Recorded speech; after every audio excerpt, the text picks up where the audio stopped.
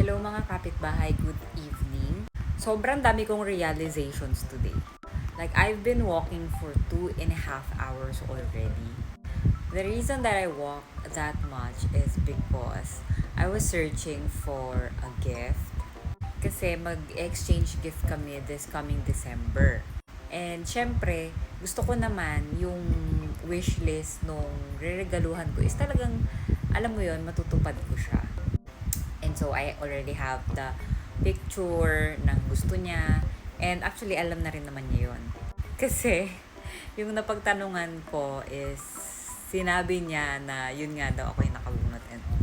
So, ayun. Gusto ko lang bumawi because she's, a girl. And yung last time kasi na naregaluhan ko from another Christmas party is hindi ko siya natupad.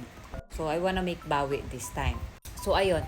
3 branches of Crocs na yung napuntahan ko. Like, I was walking kasi nilakad ko lang yung mga malls na merong Crocs. But unfortunately, lahat sila, yung gusto niyang design is wala na daw silang ganon. And malapit na kasi yung exchange gift namin. Ngayon, kailan-kailan ko lang nalaman yun nga, yung gusto niyang design. So, wala na akong ibang time makabili pa. Kaya, ayun, pinush ko talaga tonight.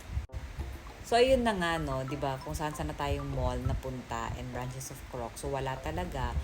And, ayan, naghanap na lang ako ng iba na item. Sinabi ko naman sa kanya. Basta sabi niya masusuot daw. And so, nung naghanap-hanap ako ng mga masusuot sa department store, I don't know if it's just me or matagal na akong hindi nagsha-shopping sa mall. Or I don't know, nasanay lang ako sa Shopee. Or kaya naman sa mga online shops like Shein, ganyan. And I don't know if I think it's just me or basta I think the prices is kind of but I think it's pricey talaga sa mall. And I get it. It's because, syempre, umuupa yung nagbebenta, na-airconan. But I think you can get the same fabric, same quality online as well. But just for a much lower or cheaper price.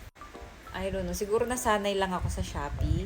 But yes, ang dami kong naisip agad na comparison. Like, for example, sa Shopee or sa any online platforms, 'di ba, parang isa-search mo lang and then kamay lang ang puhunan, 'di ba? Yung daliri lang para to scroll and look for the item.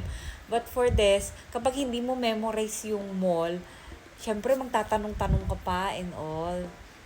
Tapos, 'di ba? Kasi nga pricey pero meron kang nire-reach na na certain budget. Medyo talaga magpapakawala ka ng malaki-laking amount of money. And yon. So, sa online, syempre, hindi mo na kailangan yun nga, maglakad-lakad and mapagod and all. But, the good side of going to malls is, syempre, meron silang free na gift wrapping and also makakapag-exercise ka. And syempre, yung mga makikita mo kasi sa online, medyo marami na kayong may ganon, pare-pareho and all. Sa SM or any malls na ganyan, marami kang makikita na, alam mo yan, kasi at least yun, matatouch mo na siya agad, malalaman mo na kung ano yung quality ng item, and masusukat mo pa siya. So, yun lang. Grocery lang kasi ako lagi. Hindi ako tumitingin sa mga department store.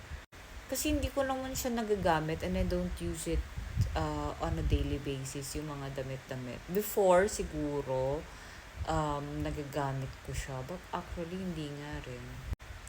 So, I don't need to shop for my OOTD daily. Kaya, ayun. But actually, yes, ang gaganda ng mga items na nakikita ko sa mall. Lalo yung mga nasa SM women na na mga, alam mo yun, pang old money style na mga damit. So, yun lang naman guys. Thanks for watching. If you want more contents like this, please do like and follow.